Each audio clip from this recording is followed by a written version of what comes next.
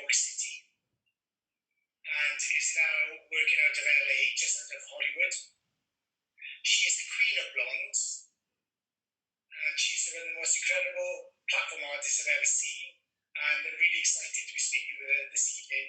And we're going to talk about the real stuff about going back to work and how we're going to reinvent the industry and how we're going to keep our clients and our teams safe. So that's the general plan, Paul, I think. That is it, and I've pinned it.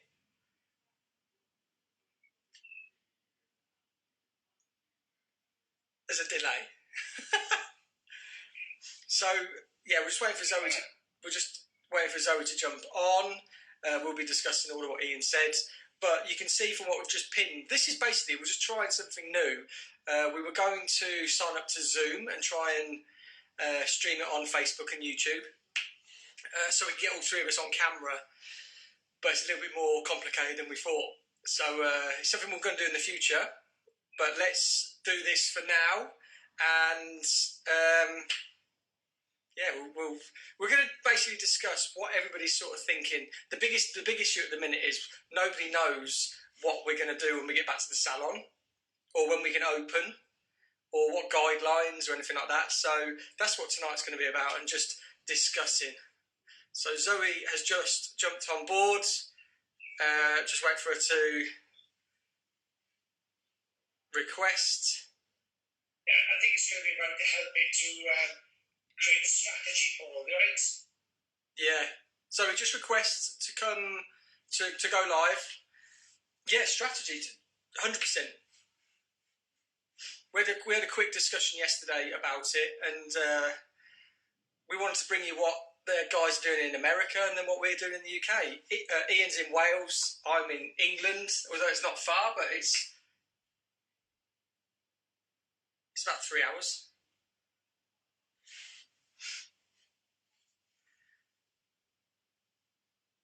Minor for a delay. So are you not hearing me through Zoom?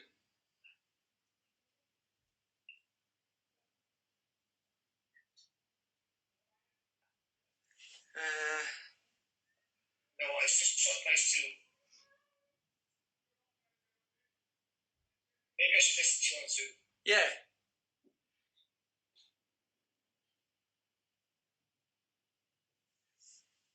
So there won't be a delay then, but you can see the questions basically, and you can answer the questions. Can you hear me now?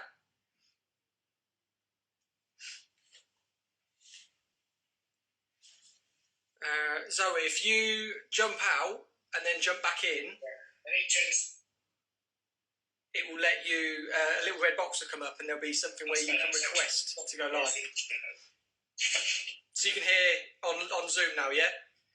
Yeah, perfect. Yeah, I've got you perfect. Yeah. Cool. So then if you just... There's going to be a bit of a delay, I think, Paul, but I've got you on Zoom. I just hope I can hear Zoe when she comes on board. Yeah.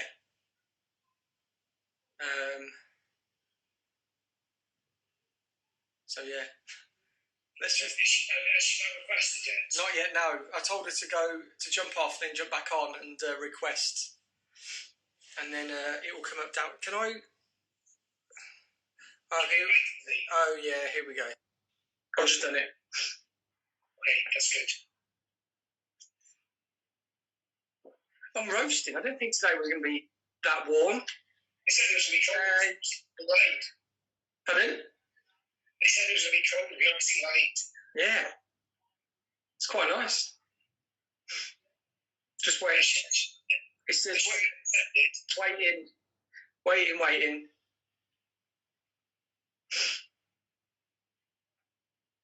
Sorry guys, it's just technical difficulties.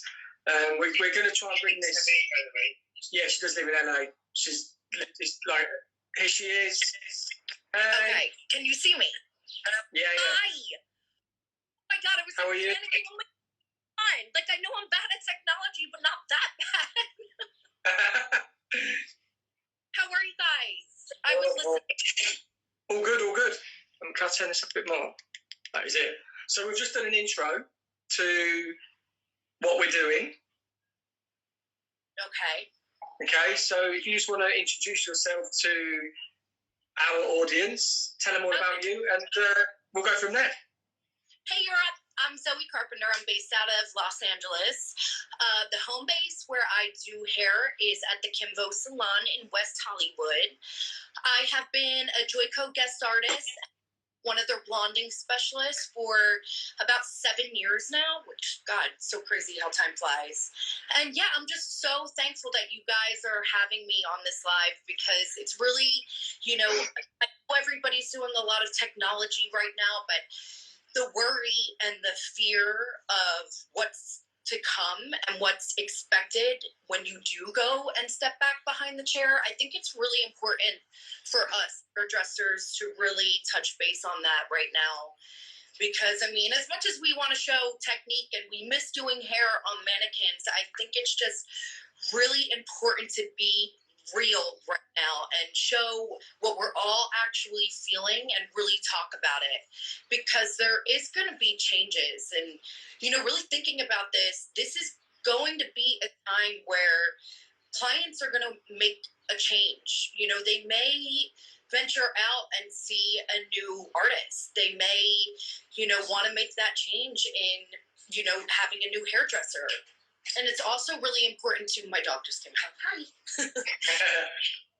to really, to realize, instead of the fear of maybe losing clients, to really think of, the gain, because people are going to be making changes. So the repetitiveness of being behind the chair with the same client every 4 weeks. We talked about yesterday. One of the things we talked about yesterday was your background, that you came from New York down into LA, and the two different types of sort of hairdressing salons you worked in.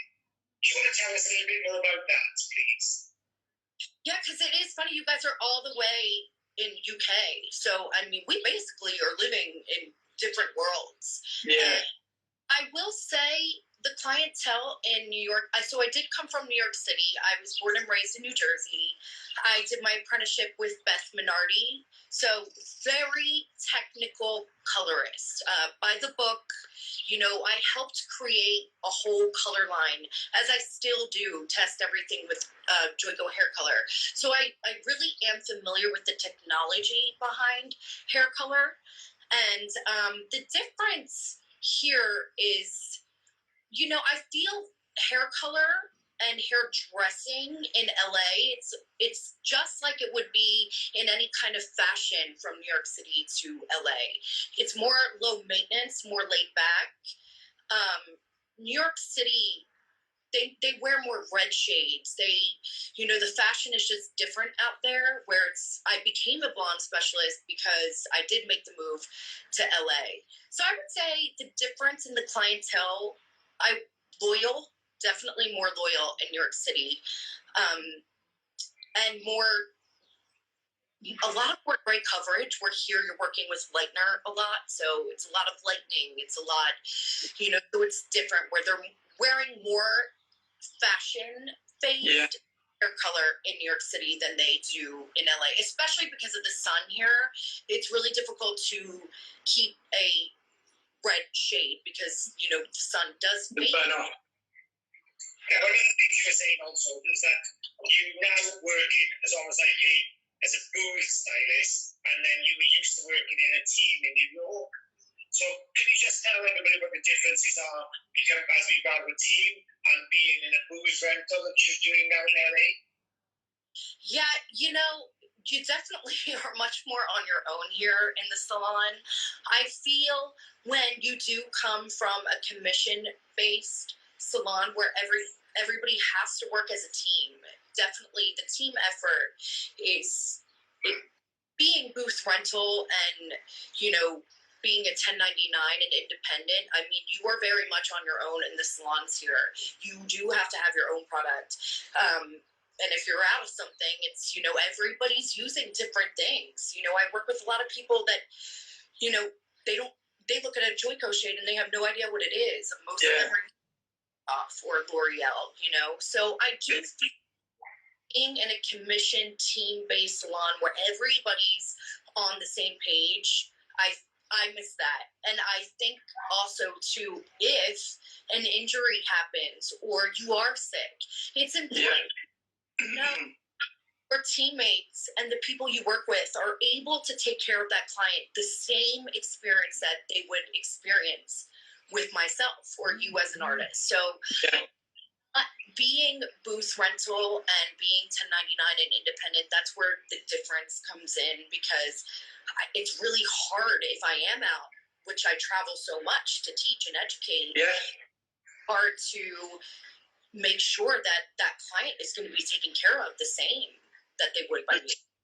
We've got cool. No, thank you. We've got something where the UK are adopting the whole booth rental, rent-a-chair aspect of hairdressing, and a new ruling is going to come in, because I like what you said about where everyone has their own products.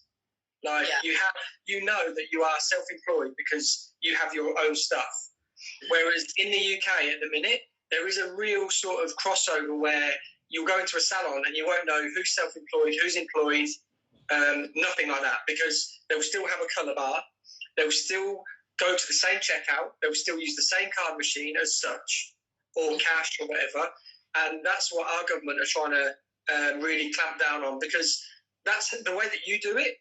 Although America's been doing booth rental a lot longer, I think that's the way you've got to do it. You've got to show people that you're independent. It's illegal in a lot of states still. So. Oh, is it?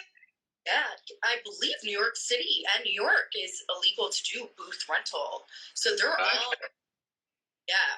and that's why, working in the New York City salons, like we all were cut from the same pattern to make sure that if somebody were out, I went through a very in-depth apprenticeship under Beth Minardi. I mean, it was hard work, and I'm thankful for it because it made me the colorist that I am today. And I know technology beyond in hair color and color correction. Because she was such a specialist in hair color, there was a lot of color correction that I really got to see. So I feel when you go through color correction, that's how you learn hair color the best, for sure. But yeah, we were all under the same apprenticeship. We all had to go through the same training. So how long was it? 6 years. How long? 6 very long years. Wow. Yes, it was very in depth. However, I mean, it really it blows my mind what colorists don't know sometimes. But I have to remember how in depth my training was, and that's why I did become an expert at what we do for a living because of that. But it also I could send a client to another stylist there because we all were cut from the same pattern and had the same training. Yeah. So we don't, California doesn't really do apprenticeship programs because of the way the payment is and the laws here. So I mean, it's becoming similar. I think Ian would agree that the way that salons are going more self-employed, they're not having apprentices. They're not having the juniors or the assistants anymore.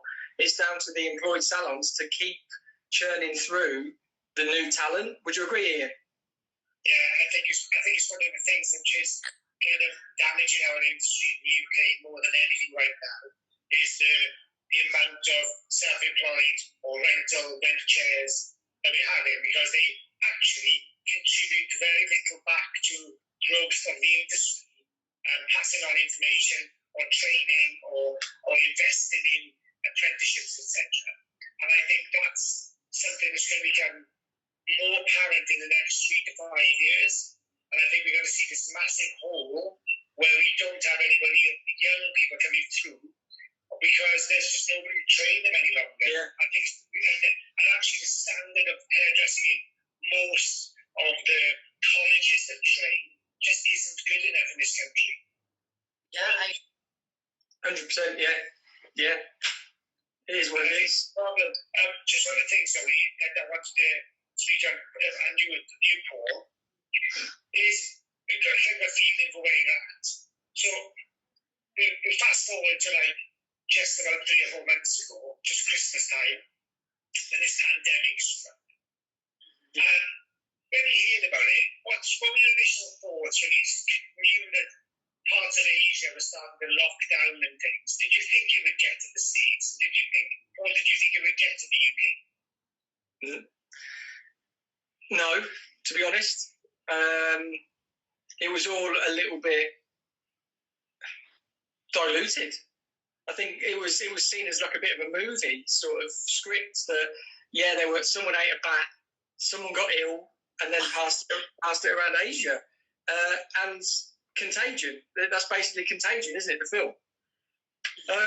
But the way that it's just put everything on pause, there's just a little bit of me as well, just that thinks that there's an underlying to it all as well, that life has made us stop and realise where we're at. Like we're connecting now, and without this pandemic, this probably would have happened. We'd have met, we'd have worked together in the future, but we wouldn't be doing this right now because we'd be in the salon. Did you have any anxieties when you realised that the time was coming? We were going to close. I mean, so how did you feel when you heard that you'd have to close the salon doors?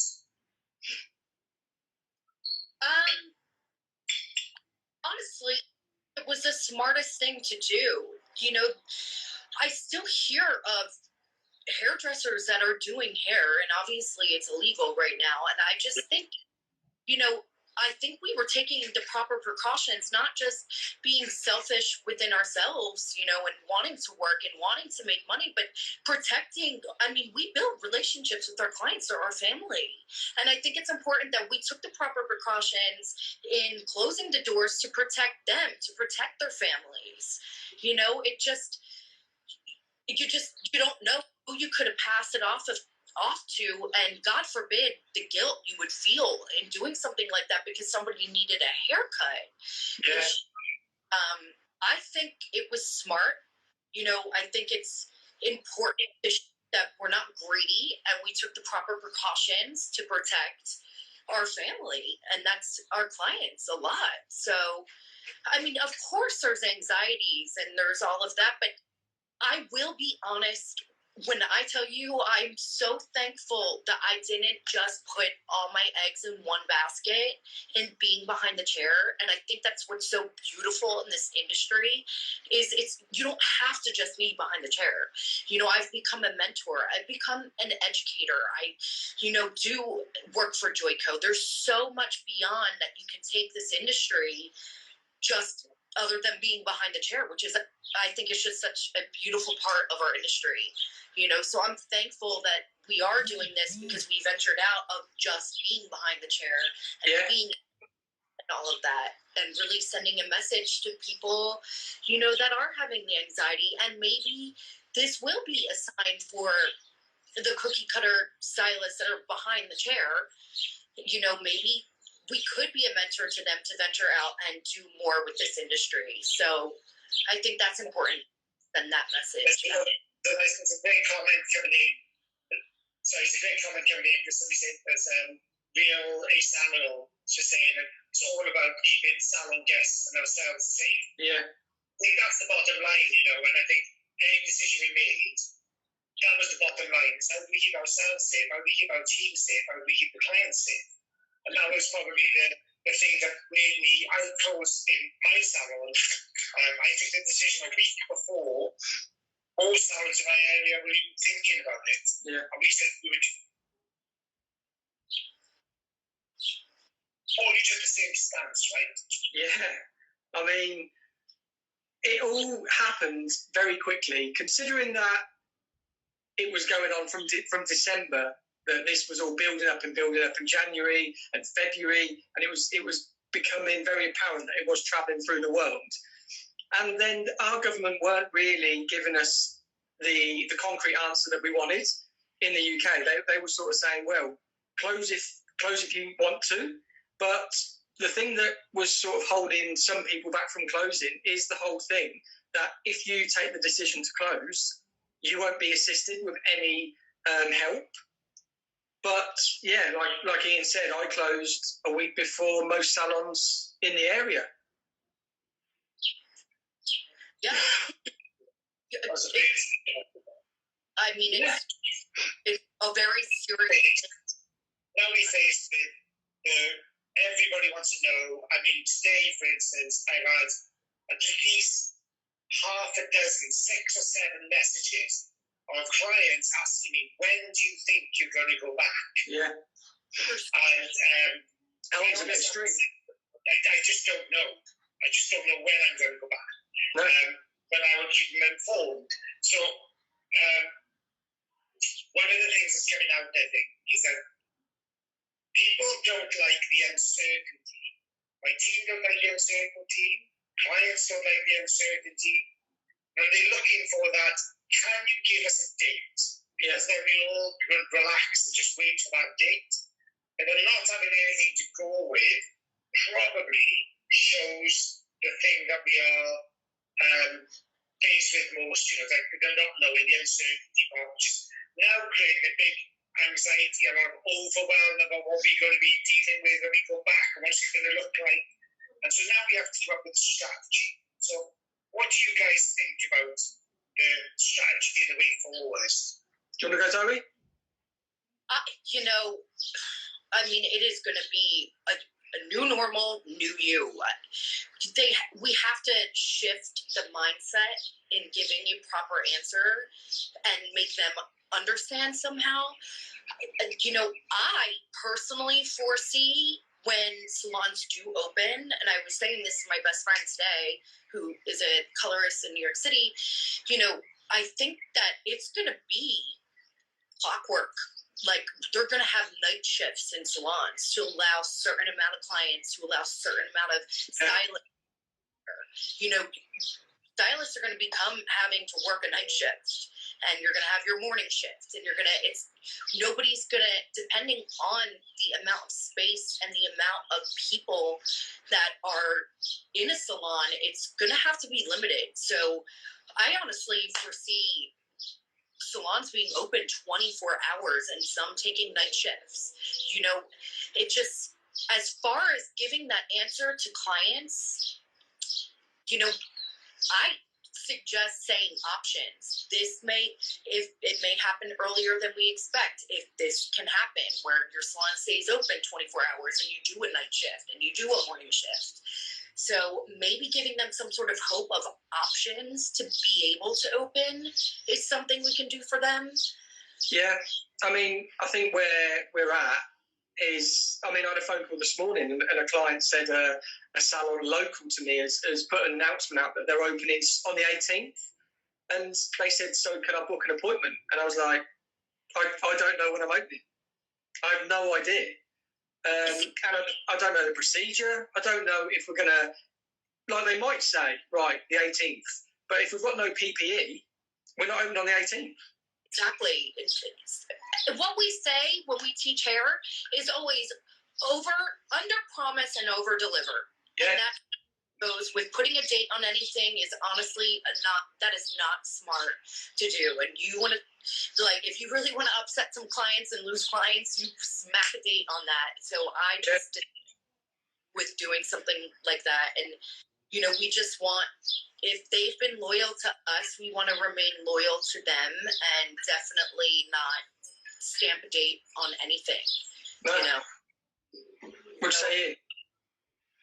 Yeah, I think the same thing, actually. I think that's a great thing to say, is that they're sort of under promise and over deliver.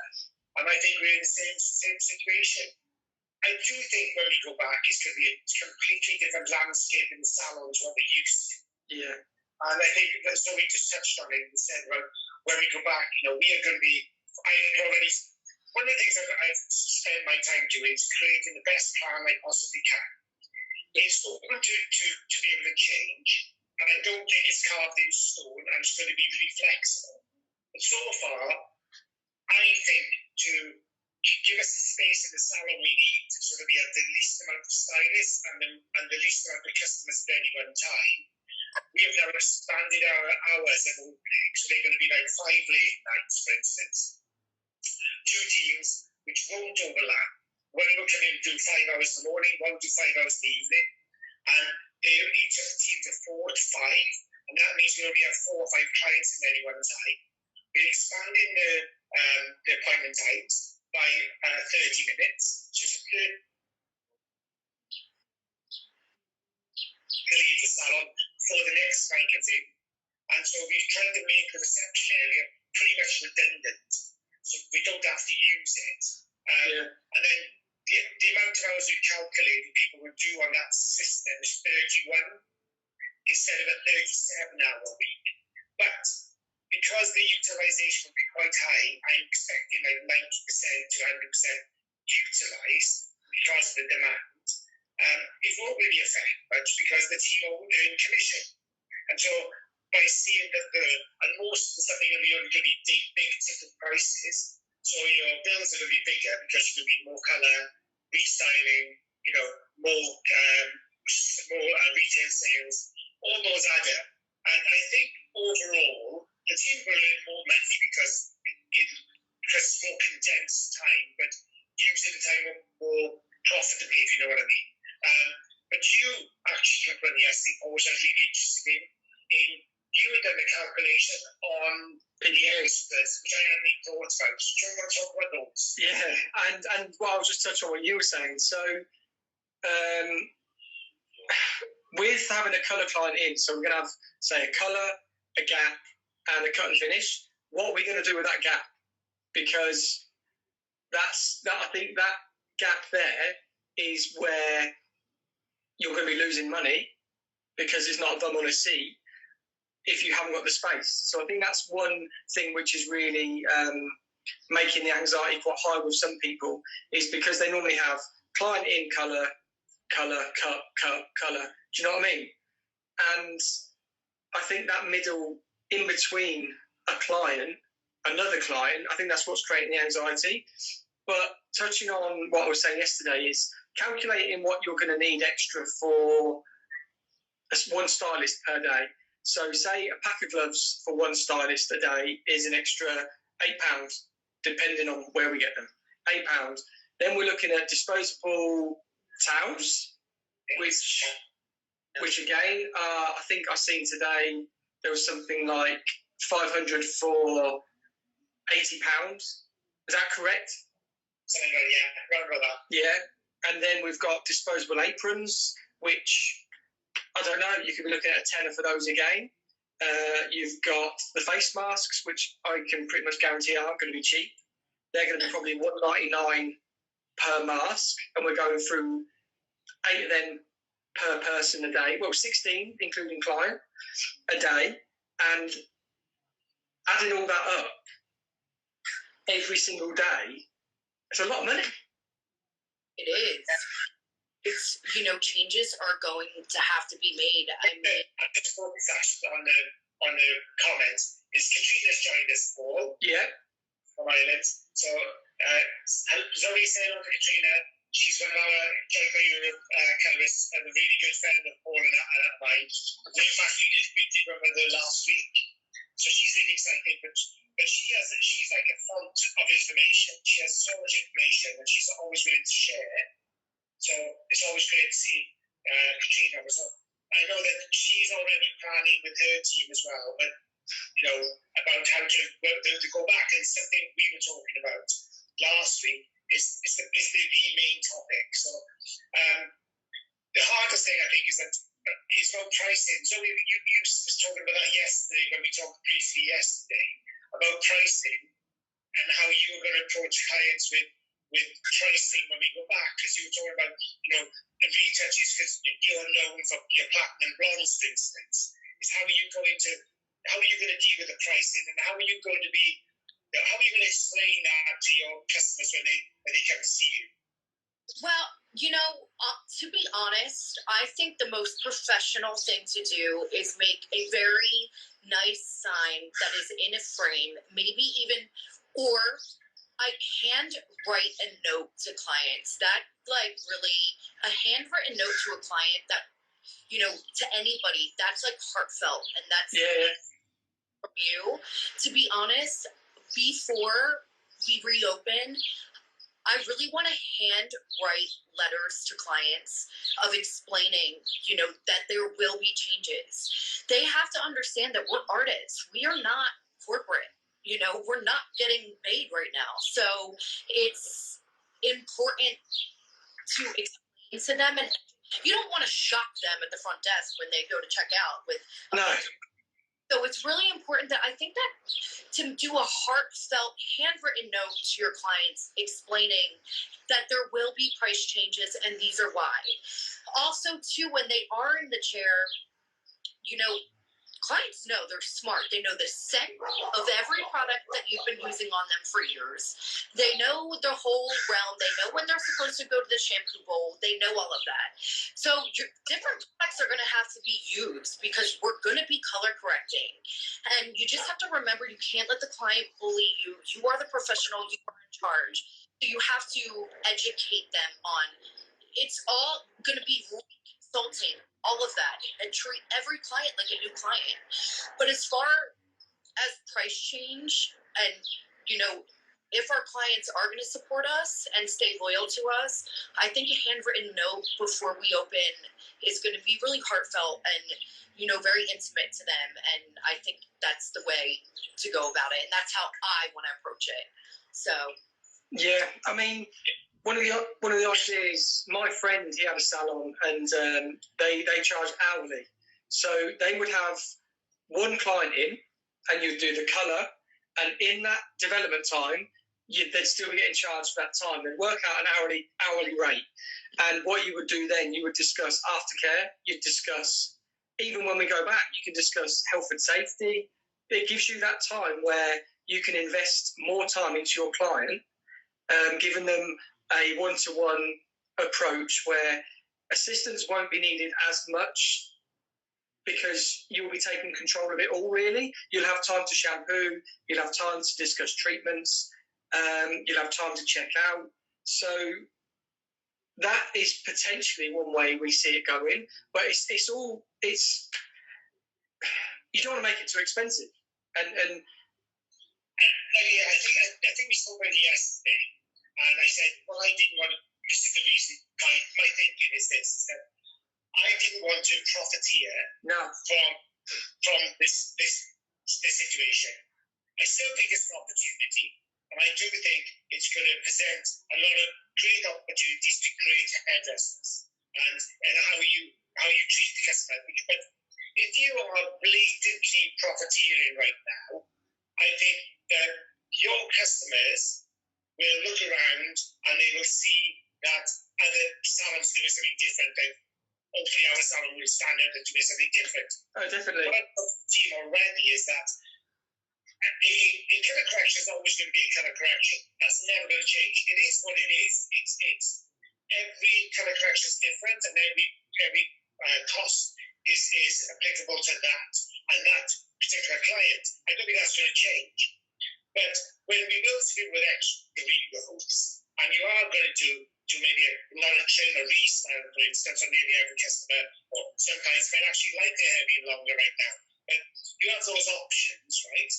But I think that as long as you're open, you're transparent, and you talk about them and explain why you're going to charge what you're going to charge, clients are really okay with that.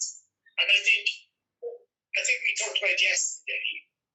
One of the things that we noticed is that everybody is saying about, like here in the UK, for instance, and in Europe generally, is that the National Health Service they're all heroes, and every Thursday we go outside our homes, we got a clap, and we got to say thank you, and they've been elevated to this incredible status. And that's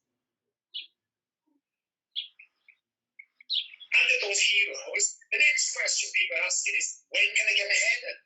And that's elevated hairdressing and hairdressers within society.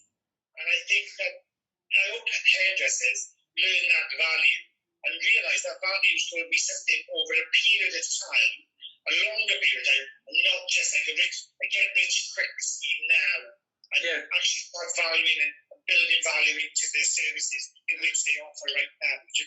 Yeah, definitely. I mean, one thing I was discussing with my dad. My dad does the business side for me of the business, the salons, and he was saying he could easily see some people opening hair salons for 6 months on a short-term lease to try and profiteer.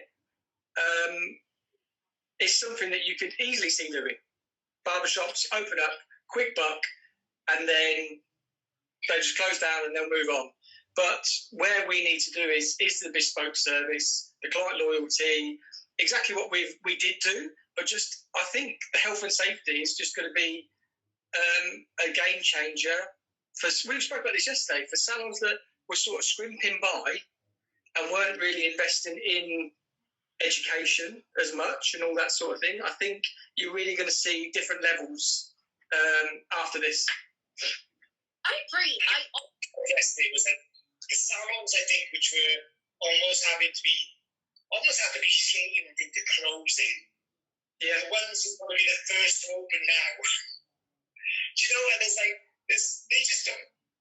I don't think there's a lot of humanity in them. You know, there's not a lot of. Yeah. It's like they don't actually understand what's going on.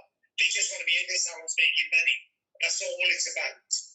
And I think, you know, the ones that you had to sort of twist it on to make them close are the ones now that are screaming when we open it. And I just think, I don't like that part of the industry. No. I just think it's very authentic, it's not really real, and it's not coming from a very good place. And I think there's going to be a shift, a spiritual shift within society, and people will recognise the people that have those values, and I think they will become the successful people in the future, personally.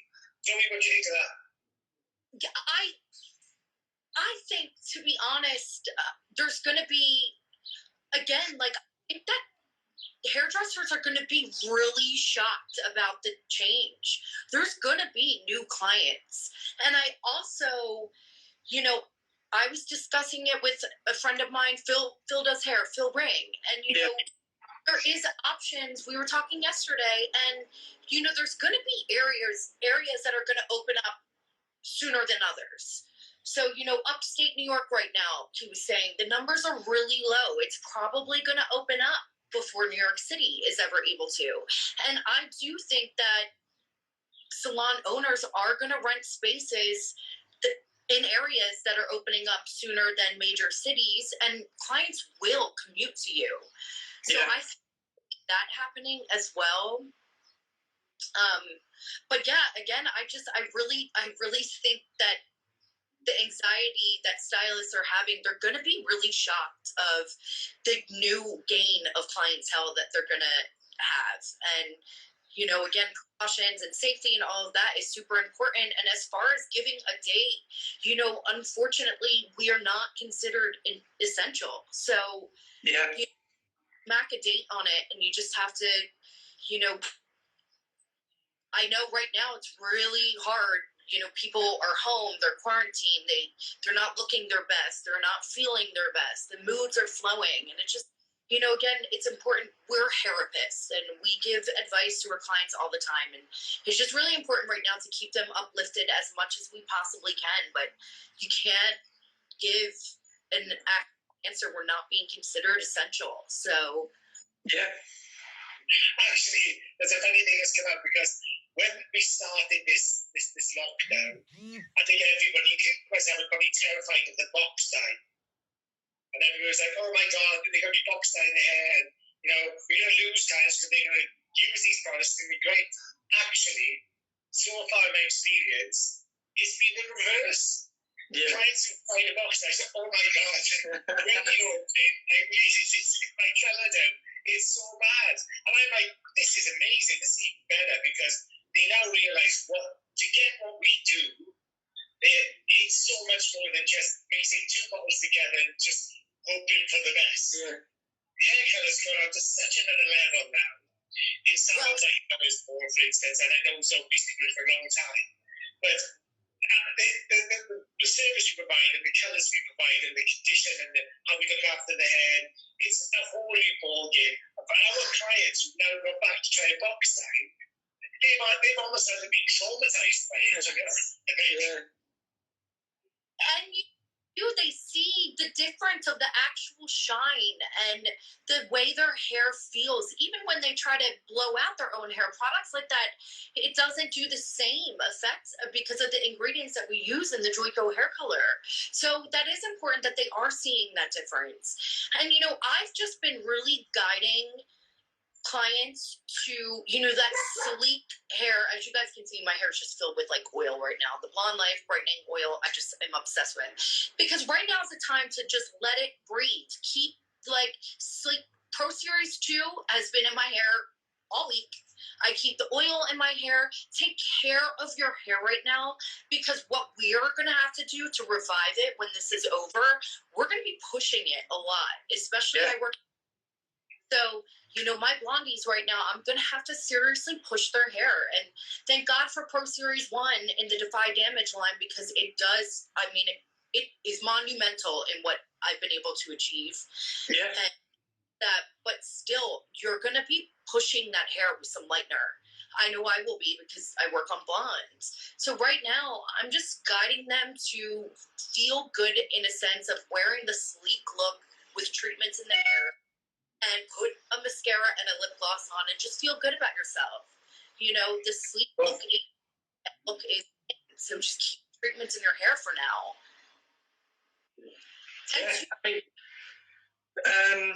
That's probably one of the biggest things for me.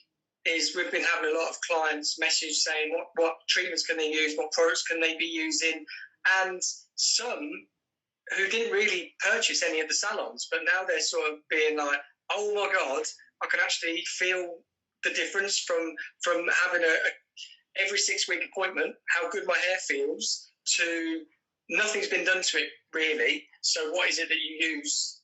Because I need it. Yeah. I can't live in the salon without Defy Damage. Like, everybody feels the same about that, right? Yeah. One of the kind of things I think I said to you last week, Paul, was that since we've been closed, the salon's been closed, and we've got a group WhatsApp for the team in the salon. And on that, one of the girls said, are you going to be in the salon? Can I come down and get some product? And I said, yeah, let me know, and I'll arrange it for you. And within about 10 minutes, all of the team had messaged me to say, I need some can I need shampoo, I need a treatment, I need this, can I come down and get some? And I said, yeah, no worries. So I arranged for them all to come in to get what they needed at various times.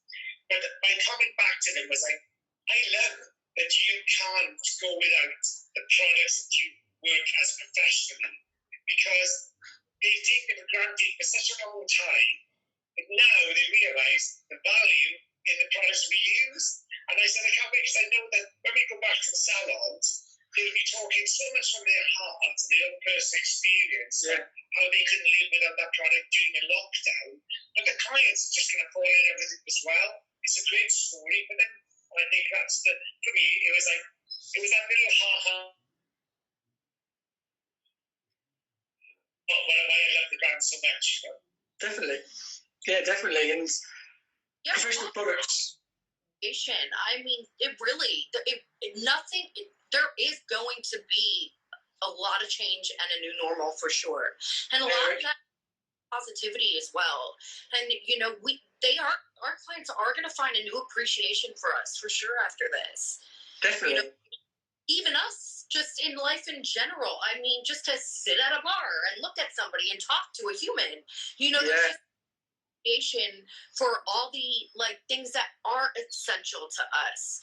I know we're not considered that, but we do have certain things that are essential and meaningful to us, and I do definitely think there's going to be a major positive change coming out of this. Oh, definitely. There's so many opportunities here. Yeah. On so many levels, whether it be at a business level, in a humanity level, spiritual, whatever it is. I think it's about connecting, because connecting people we would know, this is a perfect example. So we went in Punta Cana nearly 18 months ago, and now we're reconnecting now, and probably this would never have happened, but I just feel communities are coming together, and your tribe, as it were, your customers or whatever you want to call them, are becoming more galvanized. They're becoming more together, and they're beginning to champion you as you champion them. Yeah. Free. God, it's the same with the Joker. So I don't know whether it's like in the States, but at the moment with Joker Europe, the team have got so close and so supportive of each other. Yeah. We've all it's condensed. It's become like this black hole, where we don't know anything. There's so much gravity involved in what we're doing and pulling together as a team. It's really shown a great value. And I wonder, is that happening in the States as well? Are you connecting with the Joy Gods in the States? Are you all supporting each other there? Absolutely. Now that we've had time to step back, I finally got to speak to Phil Ring for the first time through FaceTime. We never get to do that because he's always busy. And my best friend Gian, he works like crazy behind the chair. New York City hours behind the chair are insane. I don't know about you guys, but California, I will say that's another difference from the East Coast is you used to work 8 to 9 in New York City, and it's not like that here. Salons close a little earlier. It's a little bit more laid back, but I do feel you're starting to reconnect and reset is what's so important. Like we're finally getting to reset. And that's also really important right now too, because being an educator, I deal with a lot of people that have been behind the chair for say 50 years. And they are so stagnant that they want to hear from a younger brain and a younger artist because they are so stagnant. They do the gray retouch every 4 weeks, same shade. What is great about this moment is we're going to reset as artists because people, our clients that are those stagnant clients that you just know exactly what you're going to formulate for them. You're going to put it on. It's going to stay on for this amount of time. People are going to want color change. So it's great for us as artists that we're going to get to reset and get recreative in the times. And I think that's really important as well. Oh, definitely. I'm looking forward to getting back in. Like when I did my live on Friday night, I was in the salon 3 days, different times, just prepping my mannequins. And it felt so good just to get my scissors, get a paintbrush, cut and colour hair. And today I've been really flat than normal, just because the weekend's built up to something, and then I'm sort of missing doing hair so much. I'm looking forward to people wanting to. There's a great comment for Zoe there. Oh yeah. Can we expect Zoe in the UK educated? We need that tequila sunrise. Have you seen it? Yeah. Zoe, can you see the comments? I can a little bit. I can't wait to go. You get to the UK. Have to get some dates. I hope to see you guys next year when I can get on an airplane again. Yeah. Definitely need Zoe over in Europe. That's without doubt. I've been trying. Well, we're just going to take the last 5 minutes. So, can each of you tell me what's the great things that have come out of this lockdown for you, your team, your family, whatever? What's been the great experiences you've had throughout this lockdown? For me, personally, it's honestly a new appreciation, especially being in Los Angeles. Some things can be just very superficial. And what I'm realizing is what seriously matters in life. And, what we do, we are so missed. And I'm realizing clients are reaching out and it's not about their hair color. They literally just miss us for the relationship we've built with them. And it's, again, what I'm getting out of this is just an honest reset of, life in general, what matters, and appreciation for the people, and our clients, our friends, all of that. Just really, weeding out what doesn't matter and really taking in and having a new appreciation for what really does. So for me, that's been my whole gain from all of this is a new appreciation, and just, people are in so much worse situations. I mean, we're blessed, and I don't like the word lucky, because, you create your own luck to me. You are in charge of your path. So I'm just grateful, and I have a new appreciation for, things that really matter in life, and being able to reset. And, as artists, we just focus, and as a mentor, I just see myself constantly on the phone with advisors and artists, and just always giving. And it's been kind of nice to take a time and a moment and a reset. Oh. How about you guys? What have you gained? I'm curious. Well, mine is like, so as busy hairdressers, we don't take any time off. Running a business, you don't really get any time to recharge, to think. You're just like 100 miles per hour. If you're not in the salon, you're doing something business. If you're not doing something business, we're doing something with Joyco. So it was just been really nice to have this moment of pause where we can, like you say, we can reconnect, we can see what is important, because we get blinded by all of this. People really think being artists is really, really glamorous, and it's like, oh, you go up on stage and then you just come off, and then you're in a limo off to like a hotel. It's not. It's no.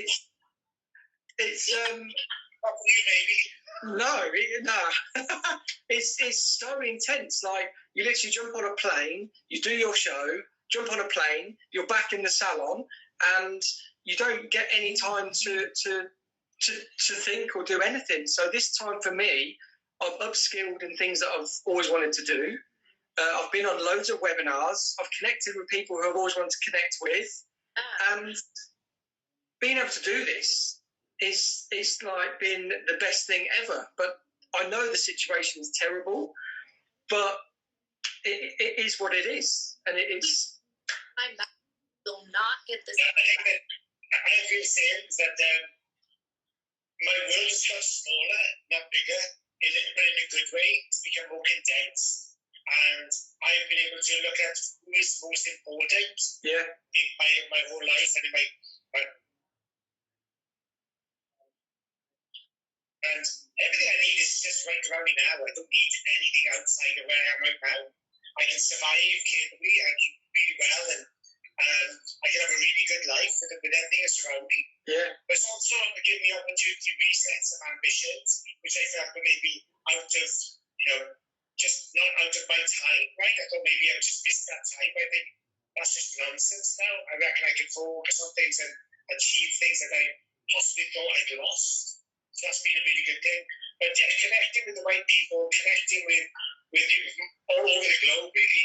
And Paul, you and I are really good with each other. Sorry, I've got a fiance crawling behind me here. So that's weird. But I really kind of realise how small my world is, but so big in another way. So I'm so lucky to have so many great people around me and so supportive.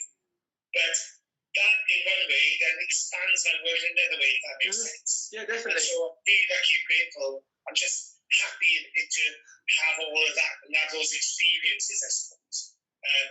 That's been the biggest learning for me so far. Cool. No, I was like... That's a profound... I thought it would be profound then. No, it is. It's just cool that we're all on the same page. I know. Do you know what? I just want to say something just before. It was always said about the word lucky and lucky. Somebody once coined a phrase, I can't remember who it was, I'm sure it was a famous golfer, and he won the US Open or whatever, and they said, when he gets the important shots, you always seem to get the luck. And he replied to the reporter and said, you know what, it always seems the harder I work, the luckier I get. Yeah. I think that sums up luck. There's no such thing as luck. You have to work hard to create the luck. That's as simple as that, When people are like, you were so lucky, I'm like, no. I worked my tail. So, yeah, you create, and you are in charge and destined of your own luck. And that's why it's almost, I get offensive when people say you're so lucky, because it's just, well, if you create your own luck. You're in charge of your own destiny. So yeah, but I do think like fate plays a part in it. Definitely. No, there's not attraction, mate. It's not something fate. No. It's energy you put out, you attract back. Yeah. That's it. Yeah. But I will say, Beth Minardi opened my email to move to New York City to work with her only because the manager's name was Zoe, and she thought it was an email from the manager. And it's the only reason she opened my email. So that's some fate right there. Yeah. That's cool. So, yeah. But it's been great connecting with you guys. I really want to get out in Europe next year when this is all over. Yeah. You guys and I just appreciate and love your work so much. Same. It's been great. You're top of our list, Zoe. We really want you over here in the UK and in Europe. We'd love to see you over here doing some work, because your work is just phenomenal. And that's why we want to connect with you. And you're such a great soul to talk to as well. Paul, remember to save this. I've had a few comments, people saying, please can you save this? Yeah. Right? Save it. Oh, yeah, can we save it? I'm kind of like, I'm just buzzing for the rest of the evening. Thanks for connecting, Zoe, all the way from LA. Paul, all the way from England. 3 hours away, mate.